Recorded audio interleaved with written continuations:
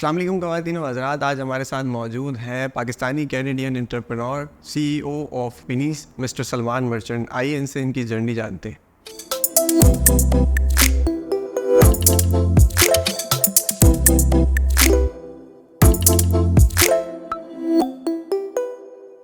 अस्सलाम वालेकुम सलमान भाई, क्या हाल है आपके? वालेकुम अस्सलाम Hasan, thank you for inviting me. सबसे पहले तो thank you so much Salman भाई, आपका टाइम देने का हमें। अच्छा सलमान भाई, सबसे पहले हम आपकी जर्नी जानना चाहेंगे कि आपने किस तरह, आपकी एक स्टोरी मैंने सुनी है कि आपने उसमें मेंशन किया था कि मैं जब लंदन गया था सबसे पहले तो मैं वहाँ रोडों पे भी सोया हूँ।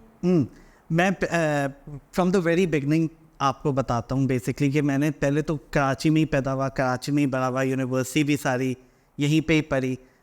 यूनिवर्सिटी लेवल मैंने शुरू ही किया था बेसिकली, आई वाज डूइंग सीमा, क्योंकि व्हेन मेरा ये स्टेज आया कि मुझे अपना करियर चूज़ करने की बारी आई कि मुझे क्या करना चाहिए, तो मैंने काफ़ी रिश्तेदारों से, काफ़ी दोस्तों से, अपने सीनियर्स से ये मशवरा किया कि मुझे क्या करना चाहिए।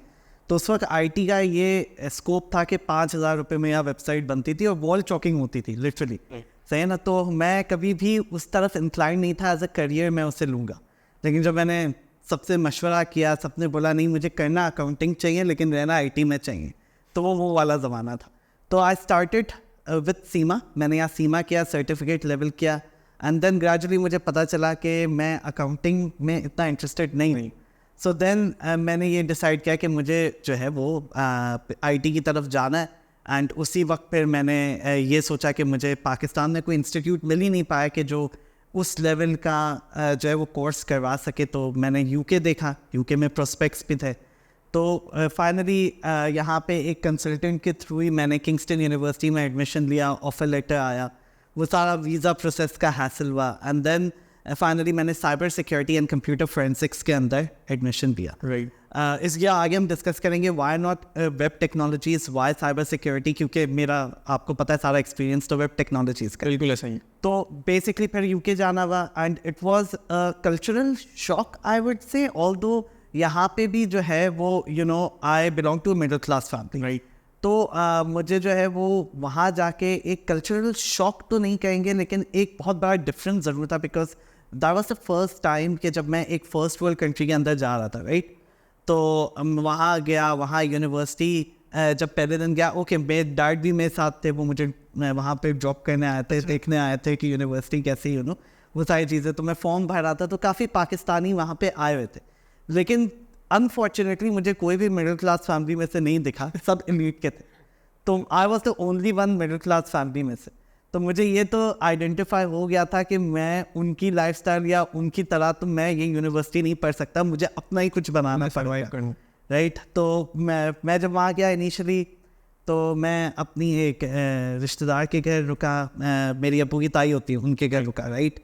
एंड देन उनके घर, वो घर यूनिवर्सिटी से इतना दूर था, तो आई यूज्ड टू स्ट्रगल हमेशा कि वहाँ तक पहुँचना कैसे है, यूनिवर्सिटी टाइम पे कैसे पहुँचना है, यूनिवर्सिटी से घर टाइम पे कैसे पहुँचना है। और आपको पता है बुजुर्गों का एक स्लीपिंग पैटर्न होता है, बिल्कुल। तो उनका पैटर्न ये था कि वो 8-9 बजे तक सो जाती थी, मुझे आते आते 9 बज जाते, राइट। तो I had to move out from there ultimately, क्योंकि मुझे आइडेंटिफिकेशन थी कि यहाँ पे सही नहीं होगा, अपना नहीं बन पाएगा, ऐसे ही है। तो इसलिए जो है वो मैंने काफ़ी चीज़ें फिर एनालाइज़ की कि क्या करना चाहिए और क्या नहीं करना चाहिए। मेरा वो भी चल रहा था यूनिवर्सिटी का। अच्छा, UK के अंदर जब आप यूनिवर्सिटी में एडमिशन लेते हो और आपने इंटर किया होता है, A लेवल्स नहीं किया होता, तो you have to do foundation level, जो कि एक ब्रिज कोर्स होता है जो आपको वहाँ की यूनिवर्सिटी तक ले जाता है। तो वो 8 महीने का जो है ना, वो मेरा एक फाउंडेशन लेवल था जो मैंने कंप्लीट करना था। तो उसके अंदर ये सारे जो है पाकिस्तान की एलीट क्लास के साथ में पढ़ रहा था। अल्टीमेटली ये हुआ कि I had to move out from that place, और जो मैं नई जगह जाने वाला था वो 1-2 दिन के फासले पे थी। तो मुझे जो है वो रोड पे सोने का इत्तेफाक हो गया, सही है ना। तो वो 2 दिन 3 दिन मेरे पास इतना डिपॉजिट भी नहीं था कि मैं दे के कोई अच्छी जगह ले लूँ, होटल के पैसे थे नहीं। जब आप यहाँ से जाते हैं और वहाँ पे जब खर्च कर रहे होते हैं इनिशियली, तो आपकी कैलकुलेशन PKR नहीं होती है, वो 100 पाउंड नहीं होता, वो 30,000 38,000 रुपये होता है। एग्जैक्टली। तो जब आप वैसे कैलकुलेट कर रहे होते तो आपको हर चीज़ बहुत ज़्यादा एक्सपेंसिव लगती है। तो वो रोड पे सोने का इत्तेफाक हुआ, और मुझे कोई जगह नहीं मिल रही थी मुझे, और ना इतने पैसे थे कि होटल अफोर्ड कर सकूँ।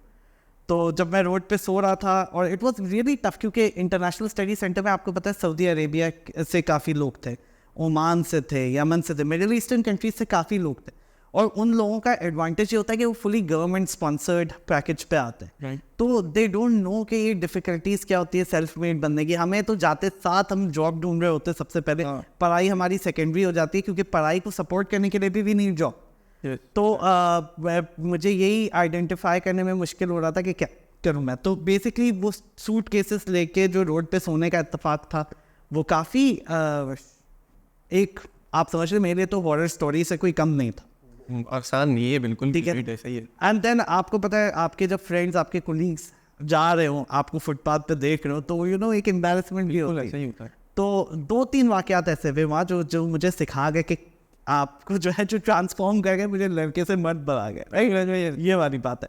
तो बेसिकली उन्होंने एक तो ये वाकई, मैं जब सोया था तो एक बिल्कुल ड्रंकार्ड बंदा, पीने पिलाने वाला, जो कि भीख भी मांग रहा था, वो मेरे पास आया। उसने मुझे बोला बस ये फाइनल डेस्टिनेशन है, इससे बुरी डेस्टिनेशन नहीं है, यूके की जेल भी इससे अच्छी है। तो एक तो वो चीज़ मोटिवेट कर गई। एंड देन दूसरी चीज़ ये कर गई कि यू नो एक दिन बाद हमारी पाकिस्तानियों की आदत है भाई, हम शावर लिए बगैर दिन शुरू करते नहीं हो। गोरे तो परफ्यूम पे पूरा महीना चल जाते, ऐसे ही है। तो मैं जो है वो लाइब्रेरी गया, मैंने मेरी यूनिवर्सिटी की वो 24 आवर्स थी, तो मैंने लाइब्रेरियन को बोला कि यूनिवर्सिटी में कोई जगह है जहाँ शावर ले सकूँ। तो उससे पता नहीं, मेरा घर सामने, वहाँ जाके शावर ले लो और थोड़ी देर सो भी जाना। तो यू नो इससे पता चला कि इंसानियत भी है, एग्जिस्ट करती है वहाँ। तो इस तरीके से वो जो है वो जर्नी रोड वाली ख़त्म हुई। एंड देन अल्टीमेटली एक इस्लामिक सेंटर था, वहाँ मुझे जगह मिली। वहाँ ऊपर उन्होंने स्टूडेंट्स अकोमोडेशन बनाई थी, नीचे मस्जिद थी, तो 18 लोग थे वहाँ। तो it was pretty I guess बहुत ही अच्छा एक्सपीरियंस था। पाकिस्तान के हर जगह के लोग थे, यू नो, देन इंडिया से भी कुछ लोग थे, अपने लोग मिल गए, अपने लोग मिल गए। तो इस तरह से वो जर्नी स्टार्ट हुई। और यूके में फिर तकलीफ़ों का जो है ना, वो एक अंबार रहा हमेशा। वो ऐसे रहा कि पहले तो मैंने प्लेसमेंट की, तो वो भी साइबर सिक्योरिटी, कंप्यूटर फोरेंसिक्स के हवाले से जहाँ की, तो वो भी हमारे पाकिस्तानियों के पास ही की जिन्होंने पैसे नहीं दिए। एक तो पाकिस्तानियों का ये बड़ा मसला है कि वो पाकिस्तान से उनको बाहर निकाल लो, पर उनके अंदर से पाकिस्तान बाहर नहीं निकलता। वाला सिस्टम वो ज़्यादा अच्छा था। एग्जैक्टली। तो वहाँ पे भी मैंने फ्रीलांस बहुत काम किया शुरू, क्योंकि आपका नेटवर्क पाकिस्तानियों का ही होता है, तो शुरू पाकिस्तानियों से ही किया, राइट। एंड वो ऐसा था कि एक दफ़ा 300 पाउंड की वेबसाइट बनाई मैंने एक रेस्टोरेंट के लिए, तो वो बोल रहे थे 10-10 पाउंड हर हफ्ते ले जाना। तो you know they would abuse you सिर्फ ये समझ के कि आप डेस्परेट हो, पाकिस्तान से आए हो, और उनके अलावा आप कहीं और से पैसे नहीं कमा सकते। दूसरी बात ये है, मैं सारे यंगस्टर्स को ये कहूँगा कि ये लोग जो है ना, जो बाहर के हमारे लोग हैं या जो भी अनजस्ट करने वाले लोग हैं, ये कभी भी आपको आपका पोटेंशियल जो है ना, वो एक्सप्लोर नहीं करने देंगे, क्योंकि उनको पता है कि अगर आपने अपनी वर्थ जान दी तो आप उस हिसाब से पैसे मांगोगे। तो हमेशा आपको बताएंगे कि आप पाकिस्तान से आए हो, स्टूडेंट वीज़ा पे हो, आपका यहाँ कुछ नहीं हो सकता अगर हम कुछ ना करें। समझते समझते टाइम लगेगा, मतलब आप जब आपको ये चीज़ समझ आ जाएगी कि भाई मेरी वर्थ क्या है, तब तक एक अच्छा खासा टाइम निकल चुका होगा। एग्जैक्टली। और तब तक आपकी वर्थ भी नहीं बचेगी, मतलब ये। तो ये एक्सपीरियंसेस पाकिस्तानियों के साथ, अनफॉर्चुनेटली ओवरसीज़ पाकिस्तानियों के साथ देखे। और मुझे ये लगता था पर्सनली कि मैं वहाँ जाऊँगा। अच्छा, यूके की सबसे आपको एक अमेजिंग बात बताऊँ कि पहली सबसे बोले जाने वाली ज़बान इंग्लिश है, दूसरी पोलिश है, तीसरी पंजाबी है। तो लिटरली उर्दू भी हमारी सॉर्ट ऑफ स्ट्रीट लैंग्वेज है। आप यूके में कहीं भी हाई स्ट्रीट पे चलेंगे, कोई भी ऑफ लाइसेंस शॉप में चले जाएँ, कोई भी रेस्टोरेंट में चले जाएँ, इवन शॉपिंग मॉल में भी आप कोई भी दुकान में चले जाए, तो आपको हमारे लोग बिल्कुल मिलेंगे, आप कम्युनिकेट भी उर्दू में कर रहे होंगे, ऐसे ही, यू नो। तो वो कुछ रिश्तेदार मुझे बोलते थे, यार आपने ब्रिटिश एक्सेंट डेवलप नहीं किया। मैंने बोला भाई मुझे मौका ही नहीं मिला, हर जगह पंजाबी उर्दू ही बोल रहे थे, तो कैसे करते। तो ये यूके की जर्नी फिर आगे बढ़ती गई, पढ़ाई, यू नो। एक तो ये मसला था कि यूके में जब आप स्टूडेंट वीज़ा पे जाते हैं तो आपको सिर्फ 20 आवर्स वर्क अलाउड होता है पर वीक, राइट। और अगर 20 आवर्स में आप कमा भी रहे हैं, तो उस वक्त मेरे ख्याल से पर आवर रेट 8 पाउंड था। 8 पाउंड। तो बेसिकली आप 160 पाउंड से ज़्यादा तो नहीं कमा रहे हफ्ते के। और आपकी यूनिवर्सिटी की फ़ीस ही जो है वो महीने की तकरीबन 3000 पाउंड का। लिविंग एक्सपेंसेस, खाने पीने के एक्सेट्रा एक्सेट्रा, वो तकरीबन 300, 400, 500 पाउंड के हिसाब में आ जाते थे। तो ये बात तो तय थी कि अगर मैं अपनी जान भी मार लूँ तो भी मैं जो है वो इतना नहीं कमा सकता कि मैं अपने सारे एक्सपेंसेस कवर कर लूँ।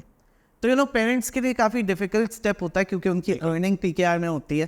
तो मैं अपने पेरेंट्स का बहुत शुक्रगुजार हूँ कि उन्होंने एटलीस्ट मेरा आधा खर्चा तो उठा लिया, लेकिन वो आधा खर्चा भी पूरा नहीं हो सकता था, बिल्कुल राइट। एंड देन हमेशा हम मिडिल क्लास लोगों का ये रहता है कि हम और पैसे मंगवाते हुए सोचते हैं कि वहाँ क्या होगा, क्योंकि उनको भी PKR में पाउंड्स में कन्वर्ट करके भेजना पड़ेगा। भी होती है कि यार वो लोग किस तरह भिजवाएंगे।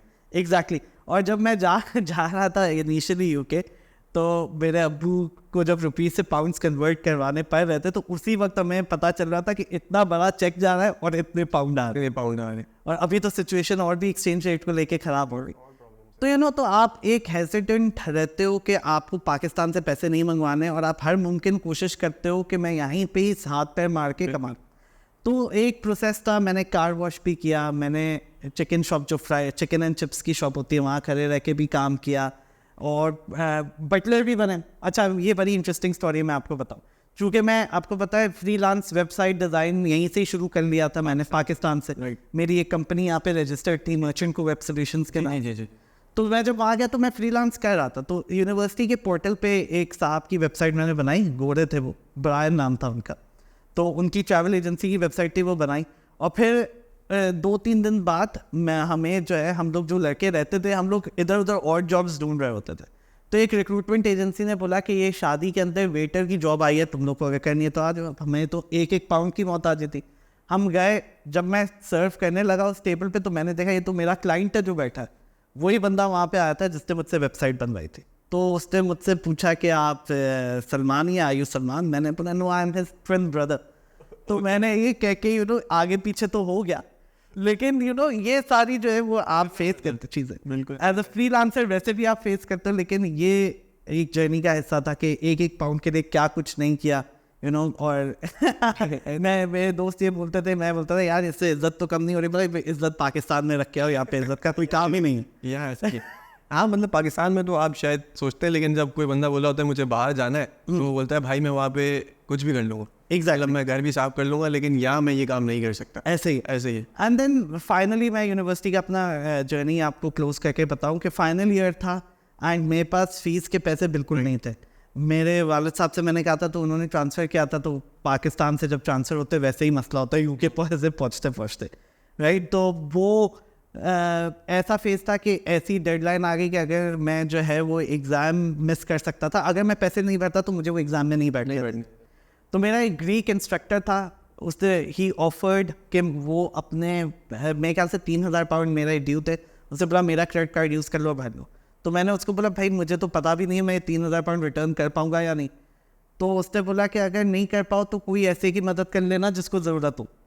तो मुझे तो वांटेड मूवी याद आ गई, लेकिन उससे भी बढ़कर इससे काम किया था।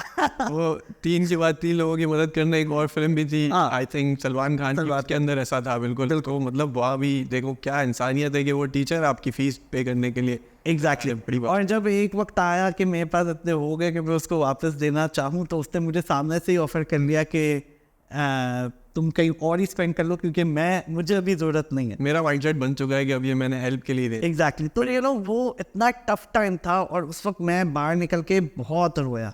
मैंने बोला कि ये जो है मतलब कि इंसानियत, मुझे जो जानते थे उन्होंने हेल्प नहीं किया, और जो नहीं जानते थे उन्होंने इतना हेल्प कर दिया कि एक्सपेक्टेशन भी नहीं थी। रियल स्ट्रगल है, रियल स्ट्रगल।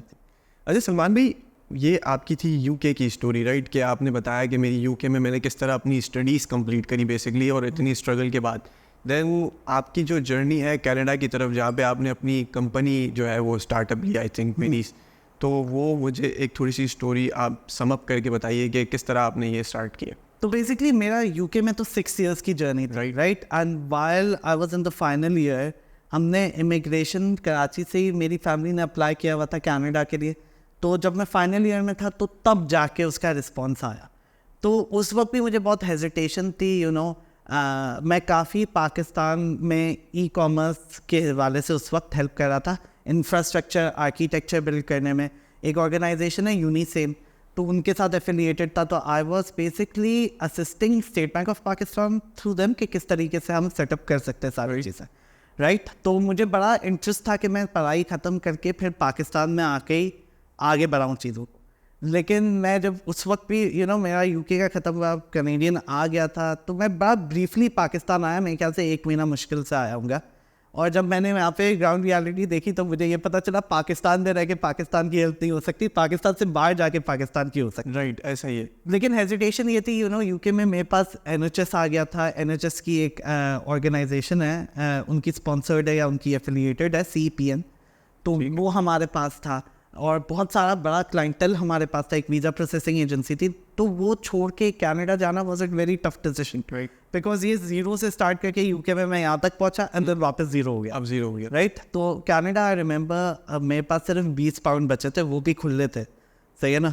तो वो लेके मैं कनाडा गया था और फैमिली के साथ लैंड किया मैंने वहाँ। एंड देन इट वाज 2016 मेरे ख्याल से कि जब मैंने कंपनी स्टार्ट ली और मैं बिल्कुल फ्रेश था। तो वहाँ पे एक एजेंसी थी, रिक्रूटमेंट एजेंसी, जिनके पास मैं गया और मैंने उनके साथ काम करना बोला कि आप हमारे साथ मुझे मतलब कि इनरोल करें।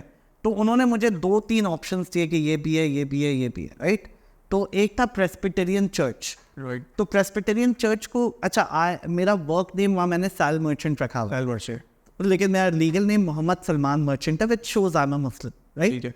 तो उनको ये नहीं पता था। जब मैं साइन करने गया तो उनको पता चला कि मेरा लीगल नेम जो है वो तो मोहम्मद है। सही है। तो उन्होंने जो है उस दिन के बाद से जितने भी टीम लंचेस थे, जितना भी था, वो सब उन्होंने हलाल कर दिया, यू नो। तो ये एक बड़ा अच्छा जेस्चर मिला मुझे कि एक तो चर्च है और वो भी चर्च का वो डिपार्टमेंट था कि जो इस तरह की चीज़ें जैसे कि हमारे अंदर हम फतवे कहते हैं, सही ना, उस तरह की चीज़ें इशू करता था। तो और प्लेयर्स इशू करता था, तो उसकी पूरी वेबसाइट थी और उसका पूरा जो है वो स्टॉल लोकेटर मतलब चर्च लोकेटर था। तो वो डेवलपमेंट के लिए तो उन्होंने लंच में हलाल करना शुरू किया एंड देन नमाज पढ़ने के लिए भी वहाँ जगह देते थे। तो it was brilliant, it was very good कि वो ऑफिस थी, चर्च तो नहीं था, it was a very small office. तो उन्होंने छोटा सा एक डेजिग्नेटेड प्रेयर रूम कर दिया हमारे लिए। तो it's a very good journey. मुझे इससे पता चला कि कनाडा इज़ अनलाइक यूके, क्योंकि यूके में रेसिज्म बहुत था। यूके में आपको हमेशा फील हो कि you are a second class बल्कि थर्ड क्लास सिटीजन। यहाँ पे जो है यू वुड फील कि आपको ये अपना रहे अपना। तो that was the start of my journey. और फिर कॉन्ट्रैक्ट्स आते गए और फिर प्रोग्रेस होती गई। उसके बाद फिर सेकेंड कॉन्ट्रैक्ट हमें कैनेडियन टायर का मुझे मिला एज अ फ्रीलांसर, वो मैंने कंप्लीट किया। उसके बाद फिर मुझे नेक्स्ट कॉन्ट्रैक्ट वहाँ की एक बड़ी सुपरमार्केट है सोबीज, उनका मिला। At that point I decided कि अब मैं अकेले काम नहीं कर सकता, मुझे एक टीम की ज़रूरत है, टीम की ज़रूरत। लेकिन अगर मैं वहाँ टीम रखता तो वो मैं कुछ नहीं कमा सकता बिल्कुल। और शुरू में जब आप जाते हैं and Canada is so expensive कि मैं जब शुरू में गया तो एक्सपेंसेस ज़्यादा थे, इनकम कम थी, तो मेरे क्रेडिट कार्ड्स भी फुल होना शुरू हो गए थे, तो वो एक मसला था। उसके बावजूद आई डिसाइडेड कि अच्छा, मैं जब यूके में था ना, बड़ा ब्रीफली जब मैं फ्रीलांस कर रहा था तो मैंने किसी के साथ मिल के यहाँ पे एक छोटी सी टीम बनाई थी, राइट। तो मुझे वो एक्सपीरियंस था कि आउटसोर्सिंग कैन वर्क। लेकिन उस वक्त मेरे पास ना तो कैश फ्लो था, डिग्री भी चल रही थी, तो मैं पूरा वो उसको एक सक्सेसफुल वेंचर की तरह आगे नहीं लेके चल सका था। तो दिस टाइम आई न्यू कि क्या चीज़ें नहीं करनी चाहिए, क्या चीज़ें करनी चाहिए। तो हमने एक 100 स्क्वायर फीट के कमरे से शुरू किया, जिसमें हमने 2 लोग रखे, ठीक है। और एक जो है वो मेरे कज़न है, उनको मैंने पूरा मैनेजमेंट दी कि आप मैनेज करके दें मुझे। तो वो उस तरह से हमारा जो है वो पूरा स्टार्ट हुआ, 2 लोगों से स्टार्ट हुआ। और लिटरली जब दोस्त यार आते थे तो वो ये कहते थे कि ये तो फाइल टाइपिंग की ऑफिस लगती है, तुम लोग वेबसाइट का काम करो, we don't believe it, right. तो उस तरह से शुरू हुआ। लेकिन वहाँ पे हमने बैठ के सोबीज का वेंडर टेस्टिंग सिस्टम पूरा बनाया। ओके। तो इट वाज एन अचीवमेंट। फिर हमने शेयरिंग में बराबर में ऑफिस ली। फिर हमने एक बड़ी ऑफिस 1-2 साल बाद जब हमारा कैश फ्लो थोड़ा सही हुआ तो हमने ली। अब फिर 5 बंदे हुए, 8 बंदे हुए। अब अल्हम्दुलिल्लाह हमने फिर लास्ट ईयर हमने ये ऑफिस जो है ली कराची के अंदर खालिद बिन वलीद रोड पे। और ये हमारी ऑफिस मैंने पूरी कनाडा स्टाइल डिज़ाइन की, वो इन्वायरमेंट किया, क्योंकि जब हमारे पास ऑफिस थी वहाँ पे पुरानी हमारी जो ऑफिस थी वो भी तारिक रोड की साइड पे थी, लेकिन वो इतनी अच्छी बनी भी नहीं थी। तो लोगों को वो माहौल नहीं मिलता था। ठीक है। अरे सलमान भाई, मैं आपको यहाँ पे थोड़ा सा एक चीज़ मेंशन की है कि कनाडा से आपने अब किसी एक कंपनी के CEO को अपनी ओपनिंग सेरेमनी के अंदर बुलाया था, तो मुझे बड़ा अट्रैक्ट किया था कि आपने जो है कनाडा से उनको यहाँ पे लाके ऑफिस की ओपनिंग सेरेमनी का सिस्टम दिखाया, फिर उन्होंने यहाँ का पूरा कल्चर देखा होगा, तो उसको भी मैं चाह रहा हूँ थोड़ा सा आप डिस्कस करें। हाँ, काफ़ी इंटरेस्टिंग जर्नी थी। तो ये था कि हमारे क्लाइंट थे जिनके साथ मैं 2018 से काम कर रहा था, ओके, राइट। और मैं 3 साल का साथ था उनके साथ, 4 साल बल्कि। तो उन्होंने मेरी जर्नी देखी कि मैं कैसे फ्रीलांसर से एक एजेंसी स्टैंडर्ड पे गया। तो ही वुड एडमायर दैट कि मैंने स्टार्ट एज अ फ्रीलांसर किया था, मैं ऑन साइट जाके वहाँ वेबसाइट बनाता था। ग्रेजुअली मुझे एजेंसी स्टैंडर्ड पे उनको लाया और फिर मैं अपनी ऑफिस मैंने कनाडा में ली और फिर मैं ये तो उन्होंने मेरी प्रोग्रेस पूरी देखी थी। तो जब मैंने ये ऑफिस बनाई तो वो जब बन रही थी तो मैंने उनको बोला कि आप आए। रॉबर्ट हाफ जो है, जो रिक्रूटमेंट एजेंसी है कनाडा में, उनके साथ मेरा बहुत पुराना साथ है। मैंने उनके साथ सबसे ज़्यादा कॉन्ट्रैक्ट्स की। And they have recognised my company Pennies 3 बार कि हमने सबसे ज़्यादा कॉन्ट्रैक्ट्स उनके साथ किए टिल डेट।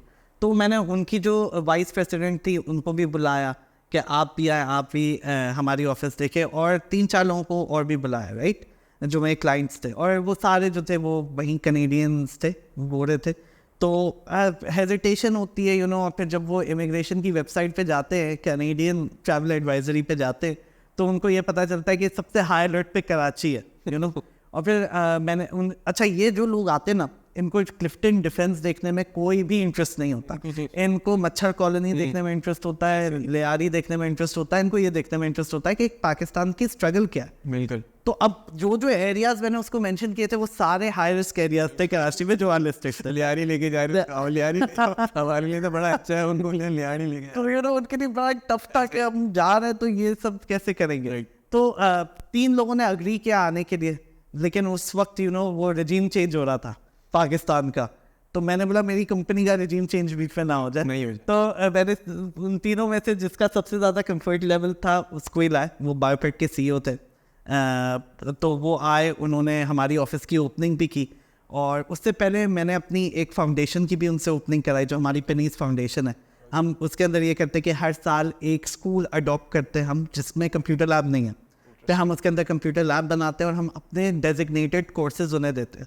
फिर हम बच्चों को जो है वो ये ऑप्शन देते हैं कि आइदर दे जॉइन अस, या फिर वो अपने लिए अपवर्क freelancer.com में इन डॉलर्स कमा सकते हैं। ओके। तो इस तरह की अपॉर्चुनिटीज तो वो हमने लॉन्च किया। ठट्टा में जाके हमने एक स्कूल में ओपनिंग की, एक कंप्यूटर लैब की, वो हुआ। एंड देन प्लस वो गोरा जो जब आ रहा था, हम उसको सोल्जर बाजार ले गए, लियारी ले गए, हर जगह ले गए। तो जब वो चल रहा था तो लोग बहुत वेलकमिंग थे यार, नो डाउट। मतलब तंदूर की रोटी वाले ने फ्री रोटी दी, चाय वाले ने फ्री चाय दी, हमें तो कभी भी नहीं दी, सही है ना, लेकिन उसे दी। तो वेलकमिंग थे, उसको बड़ा अच्छा लगा। उसने एक्चुअल स्ट्रगल देखा पाकिस्तान का। और the minute he left for Canada, उसने मुझे कनाडा जाके जैसे ही वो एयरपोर्ट पे उतरा, उसने मुझे बोला कि मैंने, और चूँकि वो कैथोलिक है, क्रिश्चियन है, तो उसने यही जाके वहाँ पे बोला कि मैंने तो अल्लाह का बहुत बहुत शुक्र किया आके कि हम कितने वहाँ पे प्रिविलेज्ड है, हमें इस तरह की कोई मसले नहीं। और उसने एक चीज़ मेंशन की, उसने बोली कि यहाँ पे अगर 4 सीटर गाड़ी है और तो 2 बच्चे जो पीछे बैठ रहे वो भी कार सीट पे बैठ रहे, इतना ख्याल रख रहे। वेरस यहाँ पे वो ये बोल रहा था कि जब मैं चलता था तो बाइक पे ही 3-3 बच्चे होते थे। तो he felt really bad for us, और उसने बोला मैं इसको किस तरीके से इम्प्रूव कर सकता हूँ। तो मैंने उसको यही बताया कि हम अपनी कैपेसिटी में जितना कर सकते हैं वो हम करना चाहिए। हम इन बच्चों को जो है, जो छोटी टाउन्स में या लोअर मिडिल क्लास या लोअर क्लास, इनको अगर हम ये इनेबल कर दें, ऐसे कोर्सेज कराते कि जो रिएक्ट है, एंगुलर है, इस तरीके की वेब टेक्नोलॉजीज है जिसका कोई प्री रिक्वेस्ट भी आपके पास है कि आपने इंटर करना चाहिए, आपको सिर्फ कंप्यूटर आना चाहिए और बेसिक कोडिंग आपको आनी चाहिए। ये भी अगर हम करवा दें इन बच्चों को, तो ये बच्चे जो है इन US डॉलर्स अपनी कमाई यहाँ पे कमा सकते हैं। And even if they are earning $300, it's $100,000 for them.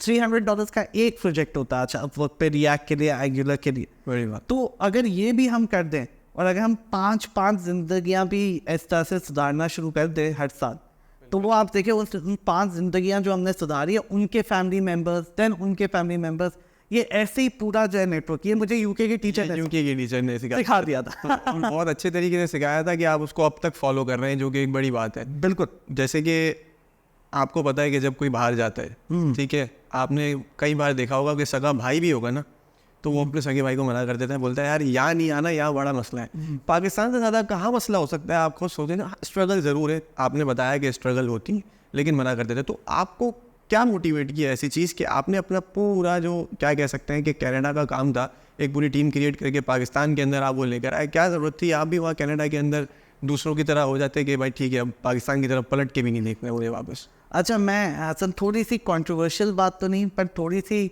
Grey बात करूँगा, हो जरूरी सकता है, सही है ना। हम बहैसियत कौम बोलते हैं हम नंबर 1 कौम है।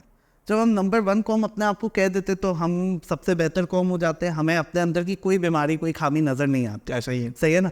हम एज अ कौम बहुत अच्छे हैं, नो डाउट, लेकिन इंसान खताओं का पुतला है। खुदा ने हर इंसान को ऐसा बनाया। हमें बहैसियत कौम अपने अंदर सबसे पहले तो अपनी जो लैकिंग्स है ना उसको आइडेंटिफाई करने की ज़रूरत है। हम अपने लोगों को अपने मुल्क में इज्जत नहीं देते। अगर मैं आज कैनेडियन नेशनल हूँ, मैं कनाडा जाता हूँ, मेरे पासपोर्ट पे मुझे डिफरेंट लाइन मिलती है जो कि फास्ट ट्रैक है, जिसमें मुझे इमिग्रेशन ऑफिसर से बात करने की ज़रूरत नहीं पड़ती, मैंने स्कैन किया निकल गया। लेकिन अगर मैं पाकिस्तानी पासपोर्ट पे पाकिस्तान आता हूँ तो मुझे ज़्यादा जलालत होती है, ना कि मैं कैनेडियन पासपोर्ट पे। हर कंट्री में रोक लेंगे आपको, हर इमिग्रेशन पे रोक लेंगे हाँ आपको। लेकिन इवन हमारे मुल्क के अंदर अगर मैं पाकिस्तानी पासपोर्ट पे हूँ तो मुझे कम इज्जत मिलती है, ना कि मैं कैनेडियन पासपोर्ट पे हूँ तो ऐसे ही है। तो आप देखें ना, ये एक डिलेमा है कि हमारे मुल्क में ही हमारी इज्जत नहीं है। अच्छा, मैं इंटेंशनली कभी कभी बाकी पाकिस्तानी पासपोर्ट पे ही ट्रैवल करता हूँ पाकिस्तान, ताकि पता चले यार, वो सारी यादें आ जाती है पुरानी बात। वो ऐसा हो जाता है ना, मज़ा नहीं आ रहा है यार, वो इमिग्रेशन ऑफिसर पकड़ेगा ना तब आगे मज़ा आएगा। एग्जैक्टली। तो पहले हमें अपने लोगों को इज्जत देनी है। सबसे ज़्यादा कोर जो है ना वो ये, हमें अपने टैलेंट को वैल्यू करना है। आप कोई भी चीज़ उठा दें, चूँकि हम क्रिकेट लवर्स, आप क्रिकेट ही उठा के देंगे। हम टैलेंट को नहीं पसंद करते, हम हमेशा जो है वो टैलेंट को नहीं प्रेफर करते। हम प्रेफर करते कि रेफरेंसेस क्या है, हम प्रेफर करते कि कौन क्या। तो ये पहले तो हमें इस चीज़ से बाहर निकलने की ज़रूरत है। दूसरा ये कि मैं जो है वो जब वहाँ पे गया, मैंने देखा कि ये टेक्नोलॉजीज़ पे काम हो रहा है। फिर मैंने जब पीछे मुड़ के देखा तो मैंने ये देखा पाकिस्तान में तो इन सब टेक्नोलॉजीज़ का स्किल सेट है। और उस वक्त मैं फ्रेश क्या था, यहाँ की IT इतना ऊपर नहीं गया था, तो मुझे पता था ये 20-25 हज़ार में लोग जो है वो इन कामों के लिए मिल जाते हैं। लेकिन अगर मैं भी 20-25 हज़ार में उनको रख लेता तो ये एक्सप्लॉयटेशन होता। क्या डिफरेंस है कि तो फिर सब तो कर रहे हैं यहाँ पे। एग्जैक्टली। तो हमने पहले से ये रूल बनाया है, पहले दिन से हमारी कंपनी में रूल है कि हम डॉलर इंक्रीज जैसे ही होता है ना यहाँ, उसका एडवांटेज हम एम्प्लॉयज़ को देते हैं। हम खुद नहीं रखते उसका एडवांटेज। हम अपने डॉलर्स में एक्सपेंसेस कम नहीं करते, बल्कि वो जो सरप्लस अमाउंट है वो हम एम्प्लॉयज़ के अंदर डिस्ट्रीब्यूट करते हैं। तो इस तरीके के हमारे बोनस क्राइटेरियाज हैं। और फिर दूसरी बात, मैं जब वहाँ गया तो फिर मुझे ये नीड ज़रूर समझ में आई कि अगर मैं देखिए, सबसे पहले तो आपको अपने आप को ऑक्सीजन लगाना होता है जब प्लेन भी क्रैश कर रहा होता है, फिर आप बच्चे को लगाना, सही है ना। तो अपने आप को ऑक्सीजन लग चुका था। अब पाकिस्तान को मुझे थोड़ा बहुत ऑक्सीजन जितना मैं प्रोवाइड कर सकता हूँ उतना कहना था, सही है ना। तो इसलिए मुझे बहुत दिल था कि मैं पाकिस्तान में अपना सेटअप बनाऊँ, जॉब अपॉर्चुनिटीज़ क्रिएट करूँ। लेकिन मैं आपको ये बता रहा हूँ कि जो खामियाँ मुझे, मतलब जो ऑब्स्टिकल्स आ सकते थे वो पाकिस्तान ने दिए। ये बहुत बुरी बात है। ईज़ ऑफ डूइंग बिजनेस बिल्कुल नहीं है पाकिस्तान में। और मुझे याद है कि जब हमने पहले एक वीज़ा प्रोसेसिंग कंपनी का कॉन्ट्रैक्ट लिया तो उसका कॉल सेंटर हमने पाकिस्तान में बनाना चाहा, तो वो एक्सपोर्ट कमीशन है कोई सॉफ्टवेयर का, उससे हम इजाज़त लेने गए तो उन्होंने तो हमें इतनी लाल झंडी दिखाई कि हम तो वहाँ से चले गए। मैंने वो कॉन्ट्रैक्ट ही कैंसिल कर दिया। तो मतलब कि ईज़ ऑफ डूइंग बिजनेस नहीं है। दूसरी बात, आप देखें आज पाकिस्तान के पास ये एडवांटेज है, हमारा फॉरेन एक्सचेंज रेट जो इतना, मतलब डॉलर ऊपर चला गया, हम इंडिया के मुकाबले में बहुत कम्पिटिटिव है। और मैं आपको, क्योंकि इंडिया में डॉलर आज भी हुआ है और इंडिया महंगा है, और पाकिस्तान का, मैं पर्सनली बहुत सारी इंडियन टीम्स के साथ काम कर चुका हूँ, कनाडा की कंपनीज है जो इंडिया आउटसोर्स करती है। तो मुझे पर्सनली पाकिस्तान का स्किल सेट ज़्यादा अच्छा लगता है, ज़्यादा डेडिकेटेड है। क्योंकि स्टिल इंडिया के अंदर, मैं आपको बहुत छोटी सी एग्जांपल देता हूँ कि हम वेबसाइट्स बनाते तो प्लग इन अंदर होते जो फंक्शनैलिटी ऐड कर रहे हैं, तो ये इंडिया वाले बोलेंगे आप ये खरीद ले $60-70 का, तो उनको कोई फ़र्क नहीं पड़ता कि ये क्लाइंट कैनेडियन होता। लेकिन पाकिस्तान के जो डेवलपर्स है वो ऐसे प्लगइन्स रेप्लिकेट भी कर लेते, खुद प्लगइन बना के दे देते, बोलते हमें $60 दे देना, हम आपको खुद प्लगइन बना के दे देंगे। यू नो, तो टैलेंट ज़्यादा यहाँ है, अवेयरनेस ज़्यादा यहाँ है, इतना अच्छा रिसोर्स आपको मिल जाता है। हाँ, एक चीज़ मसला है कि रिसोर्स ढूंढना बड़ा मुश्किल है। CV पे कुछ होता है, बंदा निकलता कुछ है, ऐसा ही ये। तो ये मुझे मोटिवेट किया कि मैं पाकिस्तान सारा बिजनेस लाऊं, यहाँ पे एक इकोनॉमी का पहिया चलता रहे। और अभी 1 साल से तो बड़ा अनफॉर्चुनेट है कि इंटर बैंक में पूरी दुनिया में इंटर बैंक रेट ऊपर होता है और ओपन मार्केट नीचे होता है कि लोग बैंक टू बैंक ट्रांसफ़र करें। हमारे मुल्क में उल्टा है, हमारे मुल्क में इंटर बैंक जो है वो 20 रुपये सस्ता है, ओपन मार्केट 20 रुपये महंगा है। तो ये हम हमेशा जो है वो डार्क इकोनॉमी को जो है ना वो सपोर्ट कर, पता नहीं क्यों। तो ये सारे मसाले जिसकी वजह से पाकिस्तान जो है ना वो अनफॉर्चुनेटली ना हमारे पास रिसोर्सेज है, आवाम हमारी जो है वो हार्ड वर्किंग है, हर चीज़ है, लेकिन हमें जो है वो गवर्नमेंट का सपोर्ट जो है वो आईटी इंडस्ट्री को नहीं है। तभी हमने कभी हाईलाइट ही नहीं किया अपनी आईटी इंडस्ट्री। हालांकि सबसे ज़्यादा हम इंडिया में बिलियंस ऑफ डॉलर्स की इंडस्ट्री है। इंडिया में डेलोइट है, माइक्रोसॉफ्ट है, KPMG है, नेम दी ऑर्गेनाइजेशन सब वहाँ पे।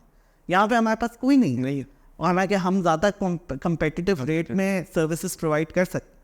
तो ये इसलिए नहीं क्योंकि हम गवर्नमेंट ही हमें रिकग्नाइज नहीं करती। वही वाली बात है कि इज्जत ही नहीं है, हमारे मुल्क में ही हमारी इज्जत नहीं, तो बाहर वाला क्यों। सलमान भाई, लोगों के काम की बात करते हैं, जॉब अपॉर्चुनिटीज़ किस तरह क्रिएट करते हैं टैलेंटेड लोगों की अपनी कंपनी के अंदर, हायरिंग प्रोसेस क्या? देखिए, सबसे पहले तो हमारा ये होता है कि हम एनालाइज करें कि कौन सी वेब टेक्नोलॉजीज़ है, जैसे कि PHP है, हमेशा ही इन गेम रही है। बिल्कुल। उसके बाद एंगुलर है, रिएक्ट है, राइट। हम लोगों को रखते हैं जो बिल्कुल जूनियर होते हैं, क्योंकि हम सीनियर को इसलिए नहीं रखते ज़्यादातर क्योंकि वो अपने डिज़ाइन अप्रोच लेके आते हैं। हमें चाहिए कि पहले दिन से हमारे पास जूनियर आए, उसको हम कनेडियन एक्सपीरियंस दें, कनेडियन एक्सपोजर दें, और उसके बाद हम उसको ग्रूम करें। मैं आपको बता रहा हूँ, हमारे पास बंदा ज्वाइन करता है 35,000 रुपये में, उसकी आज सैलरी है, हाँ, ये हमारा जो डेवलपर था इसने हमें तकरीबन 3 साल पहले ज्वाइन किया था 35,000 रुपये में। उसको सिर्फ जो है आपकी वेबसाइट के बारे में थोड़ा जानते हो, एलिमेंटोर का बेसिक चलाने आता था। आज वो मेरे पास 1.25 लाख, सही है ना, उस PHP भी पूरा जानता है। तो हम उनको कोर्सेज कराते हैं, रिएक्ट कराते हैं, एंगुलर कराते हैं, उनको पूरे कोर्सेज कराते हैं कि वो इनेबल हो। फिर हम उनको पर प्रोजेक्ट बोनसेस भी देते हैं। हम क्लाइंट से डायरेक्ट इंटरेक्शन भी कराते हैं कनाडा के अंदर कि उसको वो कनेडियन एक्सपीरियंस है। एंड देन हम स्पॉन्सरशिप अपॉर्चुनिटीज़ भी क्रिएट करते हैं कि अगर वो कनाडा आना चाहता है तो हम जो है वो उसके लिए उसको हेल्प कर सकें। ज़बरदस्त। अच्छा, एक वो फैक्टर भी आ जाता होगा ना कि जब कोई बहुत ही एक्सपीरियंस बंदा आता है ना तो वो हमेशा स्विच करने का सोचता है, लेकिन जब कोई जूनियर आता है तो उसका ऐसा लगन हो जाती है दूसरी कंपनी के साथ कि वो बोलता है यार नहीं यार, मतलब इतना टाइम हो गया मुझे यहाँ पर, मैं इन्हीं से रिक्वेस्ट करता हूँ कि भाई मुझे थोड़ा अच्छा सपोर्ट कर दो कि मैं आगे तक जा सकूँ। ये जो है ना, इस तरह से तो तुमने जो तीसरी बात की ना, इस तरह से तो कोई भी नहीं सोचता। एक जूनियर सोचेगा, एक जूनियर, मेरे हिसाब से एक जूनियर सोचेगा, कहीं तक ये एलिमेंट उसके अंदर रहेगा। हाँ, एट द एंड वही पाकिस्तानी है तो नहीं भी कर सकते, लेकिन मैं हर जूनियर को बेनिफिट ऑफ डाउट देता हूँ, लेकिन हर जूनियर ने मुझे गलत बैड एक्सपीरियंसेस इस तरीके से रहे कि हम लोग कॉन्ट्रैक्ट्स भी साइन करा लेते हैं, और फिर हम रिक्रूटमेंट एजेंसी के साथ एक काम करते पाकिस्तान में भी टैलेंट हायर करने के लिए। तो उन्होंने बोला आप कॉन्ट्रैक्ट साइन कराओ, और अगर वो पूरा नहीं करता तो आप FIR भी कटवा सकते हो, लीगल एक्शन भी ले सकते हो, बट आपको पता है उसके लिए हासिल इतना है कि आप इस रूट पे जाते हुए सोचते हो कि क्या करेगा जाना इस पे जाके। तो इससे अच्छा यही है कि हम जो है ना बिल्कुल ट्रस्ट लेवल पे हमने जो इन्वायरमेंट रखा है इस कंपनी में। अच्छा, कंपनी 2 टाइप की होती है दुनिया में, एक तो हायरार्की वाली होती है जिसके अंदर CEO है, फिर रीजनल डायरेक्टर है, फिर जनरल मैनेजर है, फिर स्टाफ है, राइट, रिपोर्टिंग। एक होती है सब सेम लेवल पे, CEO भी सेम लेवल पे, डेवलपर भी सेम लेवल। हमने अपनी ऑर्गेनाइजेशन में ये वाला कॉन्सेप्ट रखा है, सब सेम लेवल, सबके आइडियाज़ जो है वो हम एक्सेप्ट करते हैं, डेवलपर्स के हम सबकी अप्रोचेस करते हैं, हम सबको क्लाइंट से बात कराते हैं। दूसरी कंपनीज में ये बड़ा मसला होता है, अरे क्लाइंट से डायरेक्ट हो जाएगा, हमें ये डर ही नहीं है, सही है ना, कि ये डर निकालना बहुत ज़रूरी है कि क्योंकि जो खुदा ने आपके नसीब में लिख दिया है वो कोई नहीं छीन के ले जाता, ऐसा ही। तो इसलिए जो है वो हमने बिल्कुल सब सेम लेवल पे रखा है। सारे डेवलपर्स को, जो जूनियर आता है, जो सीनियर आता है, हमारे पास यहाँ पे प्रोजेक्ट मैनेजर्स हैं, उसके बाद हमारे पास रिपोर्टिंग मैनेजर्स हैं, उसके बाद हमारे पास डेवलपर्स हैं। तो ये एक बहुत पॉजिटिव ऑप्टिक्स उनके पास जाते हैं और वो इस वजह से रुकते हैं, राइट। ये मेन फैक्टर है। और मैं आपको एक बात बताऊँ, फाइनेंशियल फैक्टर एक होता है, लेकिन उसके साथ आपको एक इज्जत वाला एलिमेंट भी होता है। पाकिस्तान की हर वर्क ऑर्गेनाइजेशन इतनी टॉक्सिक है क्योंकि हमारे पास दूसरे सॉफ्टवेयर हाउसेज से लोग आते हैं ऐसे ही कि वो बिल्कुल ये प्रेफर नहीं करते कि बंदे को इज्जत मिल रही है, यार काम निकलवाना चाहिए। हम हर बंदे को इज्जत देते हैं, ये हमारे ये कॉन्सेप्ट है, यही मेन फैक्टर है कि बंदा बिकता है। सलमान भाई, आपको एक टाइटल मिला हुआ था, मैं देख रहा था अभी आपके ऑफिस में ही, वेब गुरु का, हाँ इसके पीछे थोड़ा सा कोई जर्नी बताए अपनी कि ये हाँ। क्या है? तो बैक इन 2009 जब सिंध में बहुत बड़ा सैलाब आया तो हमने सैलाब.com बनाया एक पोर्टल, और उस वक्त पेमेंट गेटवेज इतने पॉपुलर नहीं थे, तो हमने एक इस तरह का पेमेंट गेटवे उनको इनेबल किया वेस्टर्न यूनियन के थ्रू, पेपैल नहीं वेस्टर्न यूनियन के थ्रू किया था कि लोग अपने NGOs जो है वो डिमांड कर सके और उनका वेस्टर्न यूनियन के सारे कॉन्टैक्ट डिटेल्स चले गए, राइट। तो इस तरह से हमने एक पोर्टल बनाया था, और जो NGOs बिल्कुल लाइमलाइट में नहीं आ सकती थी, मार्केटिंग नहीं कर सकती थी, तो वो अपने डोनर्स को सैलाब.com बताते। तो वो सैलाब.com की रिकग्निशन में एक क्या एसोसिएशन थी, association of web masters for social development, वो IWA international web masters association के अंडर काम करते थे, तो उन्होंने मुझे ये रिकग्नाइज किया था वेब गुरु का करके, and it was an achievement for me then. और मुझे ये था कि 2-3 साल बाद अब पेपैल आ जाएगा, लेकिन अब मैं डिग्री भी हो गई, कंपनी भी खुल गई, कंपनी आगे भी बढ़ गई, अब अभी साल बाद आ जाएगा। अभी भी 2 साल ही ऐसा ही है। ऐसे ही है। अच्छा भाई, परवेज़ मुशर्रफ साहब की तस्वीर हाँ देखी है मैंने आपके प्रोफाइल पे, हाँ। वो क्या? अच्छा, लंदन में जब गया ना तो बहुत सारी मैं अपॉर्चुनिटी सीकर था उस वक्त, एकदम फ्रेश था तो फेसबुक पे मुझे एक बंदे ने अप्रोच किया, बोला परवेज़ मुशर्रफ साहब की वेबसाइट आप बनाएंगे। अच्छा, वो परवेज़ मुशर्रफ साहब के मेरे ख्याल से सोशल मीडिया मैनेजर थे कुछ इस तरीके से, तो मैं बोला उस वक्त तो जो भी मिलता था मैं ले लूँगा, तो मैंने बोला सही है मैं आ जाता हूँ ऑफिस। तो मैं दफ्तर में गया, उनके वेबसाइट बनाई, तो उस वक्त परवेज़ मुशर्रफ साहब दुबई में थे, लंदन आने वाले मेरे ख्याल से 10-15 दिन बाद। तो वो मतलब सब बोल रहे थे ये बनना चाहिए। अच्छा, उस वक्त ये था कि उनकी जो सारी तस्वीरें थी ना, वो चूँकि उस वक्त उनका नया नया टर्म खत्म हुआ था, तो सारी आर्मी के ड्रेस में होती थी, तो और उनको पोर्ट्रे करना था अपने आप को एज ए डेमोक्रेटिक लीडर। तो मुझे याद है जब परवेज़ मुशर्रफ साहब आए लंदन, तो उन्होंने अपनी सारी आर्मी ड्रेस में पिक्चर देख के वहाँ अपने लोगों की क्लास लेनी, बोला भाई मैं डेमोक्रेटिक बनना चाह रहा हूँ, तुम मुझे डिक्टेटर बता रहे। पर हाँ, लेकिन ही was a very nice guy, मेरे ख्याल से वेरी डाउन टू अर्थ। और मैं क्यों कि आप जब लंदन में रहते तो हर तरह के बंदे से आपकी मुलाकात हो जाती है पाकिस्तान, सारा एलीट वही है, सही है ना।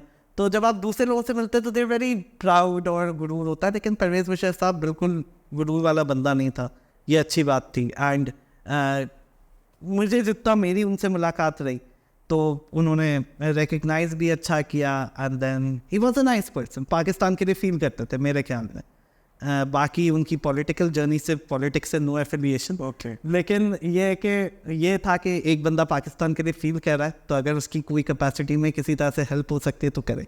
तो उनकी कभी विंडोज़ इंस्टॉल कर देना या फिर उनका जो है वो वेबसाइट बना देना, इस हद तक था। मैं एक क्लाइंट के साथ काम करता था, पाकिस्तानी थे वो भी, तो आपको पता है पाकिस्तानियों का दिमाग ऐसे ही चलता है। बोला हाँ परवेज़ मुशर्रफ के साथ अब पिक्चर ले ली, 10 साल बाद किसी को नहीं पता चलेगा कि ये तब की है जब वो प्रेसिडेंट थे या तब की है जब वो उतर गए थे, तो सबको यही बताना कि प्रेसिडेंसी में उन्होंने थी।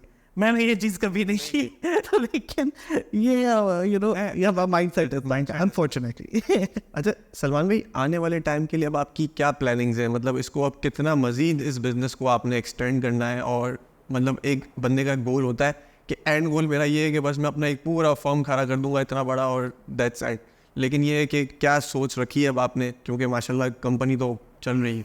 अच्छा, मैं आपको एक बात बताऊँ, मैं IT इंडस्ट्री के अंदर एक्सपीरियंस डजंट मैटर, सही है ना। जब आप डेवलपमेंट एरिया पे एक बिजनेस ओनर की तरह एक्सपीरियंस मैटर्स, लेकिन जब आप डेवलपमेंट साइड पे आते तो न्यू जनरेशन हमेशा जो है ना उसका आप पे एज होता है। मैं आपको ये एग्जांपल ये देते चलूँ कि बेसिकली मैं जब UK में था तो एक बड़ी बिस्किट की कंपनी थी जिसने हमें आके जो है वो अप्रोच किया, टेंडर दिया, मुझे नहीं, मैंने उनको अप्रोच किया, टेंडर दिया, सही है ना।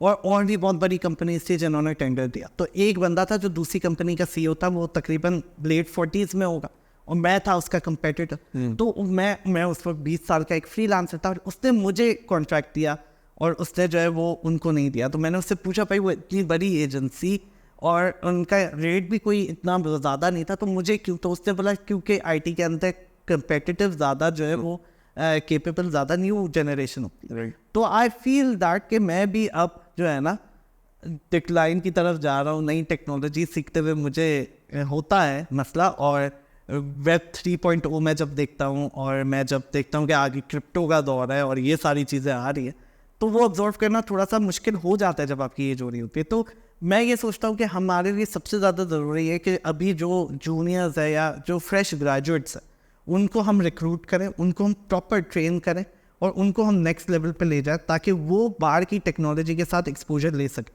दूसरी बात जो हमें बहुत मुश्किल ये होती है कि जो यहाँ पे डेवलपर होता है जिसको एक्सपोजर, अच्छा यहाँ पे ज़्यादातर काम या तो US, कनाडा, UK या फिर मिडल ईस्ट का। अच्छा जिनके पास मिडल ईस्ट का भी एक्सपोजर है उनके पास भी वेस्टर्न एक्सपोजर इस हद तक का नहीं है। तो हमें ये चाहिए होता है कि जैसे ही बंदा है वो पहले कनेडियन मार्केट के अंदर काम करे। देखिए हमारे पास बड़े बड़े ब्रांड्स हैं कनाडा के, राइट। तो वो जब उन पे काम करता है उनके क्लाइंट्स के साथ, मतलब हमारे क्लाइंट्स के साथ उनके साथ इंटरेक्ट करता है तो एक एक्सपोजर, एक कॉन्फिडेंस आता है। तो हमें वो कॉन्फिडेंस अपने लोगों को देना बहुत ज़रूरी मैं समझता हूँ और इसी तरह से हम पर्सनल डेवलपमेंट करते हैं। तो यही फोकस है कि मैं अब थोड़ा सा, क्योंकि मुझे खुद भी कोडिंग का, डेवलपमेंट का बड़ा शौक है और मैं बचपन से मैं करता ही है, लेकिन अब मुझे लगता है मुझे बैक सीट ले लेनी चाहिए। बिल्कुल। अच्छा सलमान भाई, आपके पास जो है वो UK के स्टूडेंट वीज़ा का भी एक्सपीरियंस, ठीक है, फिर अब आप कनाडा के अंदर है, ठीक है। तो जो स्टूडेंट्स हैं बेसिकली जो अब सोच रहे हैं कि यार हमें स्विच कर जाना चाहिए पाकिस्तान से, पाकिस्तान के हालात देखते हुए, मैं चाहता हूँ थोड़ा सा इस चीज़ को आप ब्रीफली डिफाइन करें कि आपका एक्सपीरियंस जो रहा उसके मुताबिक इन लोगों को क्या करना चाहिए। अच्छा जब मैं UK में भी था ना तो मैं जितने भी दोस्त यार थे जो पाकिस्तान से आते थे वो किसी तरह भी ये मेहनत कर रहे होते थे कि भाई हम किसी तरह हमें यहाँ का पासपोर्ट मिल जाए। उन्होंने सेल्फ डेवलपमेंट पे कभी भी मेहनत नहीं की। यहाँ भी मैं यूथ को यही देखता हूँ वो किसी तरह भी बाहर निकलने की बात करते, सेल्फ डेवलपमेंट की बात नहीं करते। हमें ट्रूडो हो या वो जो भी UK का प्राइम मिनिस्टर वो हो या बाइडन, उन सबसे ज़्यादा भरोसा हमें अल्लाह पे होना चाहिए। अगर बंदा अपने आप को सेल्फ डेवलप कर ले, इतनी वर्थ कर ले कि फिर उसके लिए इमिग्रेशन कोई बड़ी बात रहे नहीं। सबसे पहले तो ये करना है, अल्लाह पे भरोसा करना है और अपनी सेल्फ जो है ना वो डेवलपमेंट करनी है। आपकी वर्थ ऐसी, आज आप देखें मेरे साथ बहुत काबिल पाकिस्तानी भी हैं जो कनाडा में भी है, सिलिकॉन वैली के अंदर भी हैं, कितने काबिल पाकिस्तानी, उनकी वर्थ उन्होंने अपनी डेवलप की तभी वो वहाँ है। लेकिन अगर मेरा अगर मोटिव यही होगा ना कि मैं किसी तरह से निकल जाऊँ, बस किसी तरह से पहुँच जाऊँ और हो जाऊँ, तो उसके बाद जो इसके इम्तिहान है ना बहुत बहुत मुश्किल। पहले आप वहाँ पहुँचें, फिर इतना महंगा कनाडा आप अफोर्ड कैसे करेंगे, फिर आपका जो है ना 5 साल 6 साल और jobs, under the table jobs ऐसे करते हुए अगर निकाल लेंगे तो आपका फ्यूचर कहाँ गया। मैंने लिटरली बहुत बुरी हालत में पाकिस्तानियों को देखा है, विजिट वीज़ा पे आके इलीगल हो गए UK में से ना। और फिर यहाँ तक संगीन चीज़ें भी ये भी देखी कि लोग जो है वो गलत तरीके के अपने आप को अपना जेंडर चेंज करके वीज़ा ले रहे हैं, तो ये इस तरह की चीज़ें हमें नहीं, हमें सेल्फ डेवलप करना है, अल्लाह पे भरोसा होना चाहिए। तो अगर वो पाकिस्तान में भी रहेगा ना, वो काबिल होगा तो वो बहुत आगे जाएगी, बाहर होगा तो काबिलियत होनी चाहिए मेरे ख्याल में। VR टेक्नोलॉजी अभी आपने अपने इंट्रोड्यूस करवाई है बेसिकली अपनी कंपनी के अंदर, तो उससे थोड़ा सा डिस्कस करें। अच्छा देखिए, पहले क्या होता था कि जितनी भी बड़ी कंपनीज है जिस कंपनी में मल्टीनेशनल है 30-40 हज़ार लोग काम करते, वो अगर US में कॉन्फ्रेंस कर रही है तो सबको बुला रही है, एयर टिकट्स खर्च हो रहे हैं, उनके होटल की लॉजिंग, तो बिलियंस ऑफ डॉलर्स उनके लग जाते थे, मिलियंस भी नहीं बिलियंस में बात जाती। अब जो है VR का दौर आ गया, आपको पता। अब कोविड की वजह से ये और आम हो गया, जूम पे मीटिंग होना शुरू हो गई। VR के अंदर ये बेसिकली अभी कंपनीज ने ये करना शुरू किया कि उन्होंने पूरे कॉन्फ्रेंसेस VR के अंदर किया। आप लिटरली VR इन्वायरमेंट में जाते हो, आपकी एक फ़ोटो वो ले लेता है, उसके बाद फिर आप अपना वार्डरोब सेलेक्ट कर सकते हो, डिफरेंट वार्डरोब्स में भी आप जा सकते हो। बीच का एनवायरनमेंट है, शॉर्ट्स पहन के चले गए, मीटिंग रूम का एनवायरनमेंट है, फुल आपने मतलब कि 3 पीस पहन लिया, दरवाज़ा खोल रहे हैं, दरवाज़ा बंद कर रहे हैं, पूरा वो एनवायरनमेंट VR के अंदर। तो ये अब कंपनीज ये फ्यूचर में देख रही है। यहाँ तक बात आ गई कि भाई प्रॉपर्टी भी बिक रही है VR पे, राइट। तो इस तरह की है। तो हमने अभी ये फ्यूचर को इन्विजन करते हुए हमने अभी एक और फैसिलिटी पूरी बनाई है, और ये कराची में पहली फैसिलिटी होगी जो कि VR टेक्नोलॉजी फोकस्ड होगी। हमने वो पूरा टनल बनाया जिसके अंदर आप VR पहन के जा सकते हैं, इन्विजन कर सकते कैसा दिखेगा, पूरी उसकी डेवलपमेंट हम यहाँ स्टार्ट करने की कोशिश कर रहे हैं। इससे ये होगा कि जब VR पे बंदा आ रहा है तो ना तो एयर टिकट लगनी है, ना लॉजिंग लगनी है, ना उसको कपड़ों के पैसे लगने। इससे हमने काफ़ी सारे बिजनेसेस को तो टफ टाइम दे दिया। जैसे कि मैं आपको बताऊं कि आज dry cleaning industry is a dying industry in the west, क्योंकि कोई जा ही नहीं रहा ऑफिस में, सब घर बैठ के काम करे, तो सूट ड्राई क्लीन करवाने की ज़रूरत ही नहीं पड़ती। तो इससे इम्पैक्ट दूसरे बिजनेसेस को अनफॉर्चुनेटली आ रहा है, लेकिन इससे कॉस्ट सेविंग भी हो रही है और कॉस्ट ऑफ डूइंग बिजनेस जो है ना वो अफोर्डेबल होता जा रहा है, यू नो। तो हमारा फोकस अभी नेक्स्ट 5 years का यही है कि हम पाकिस्तान में VR को करें। मैंने देखा गवर्नर के कुछ प्लानर्स लगे हुए, वो Web 3.0, Web 3.0 और क्रिप्टो को फोकस करके चल रहे हैं। तो हमने बोला कि हम VR को कर लेते हैं, क्योंकि VR भी इतना इम्पोर्टेंट है। बिल्कुल, वेरी इंटरेस्टिंग सर। मतलब हमें तो बहुत सारी चीज़ें आपसे सीखने को भी मिली और डेफिनेटली हमारी ऑडियंस को भी बहुत कुछ सीखने मिलेगा। बहुत मज़ा आया आपसे हमें बातचीत करके। Thank you so much Salman. Thank you Hasan, thank you, खुदा हाफ़िज़।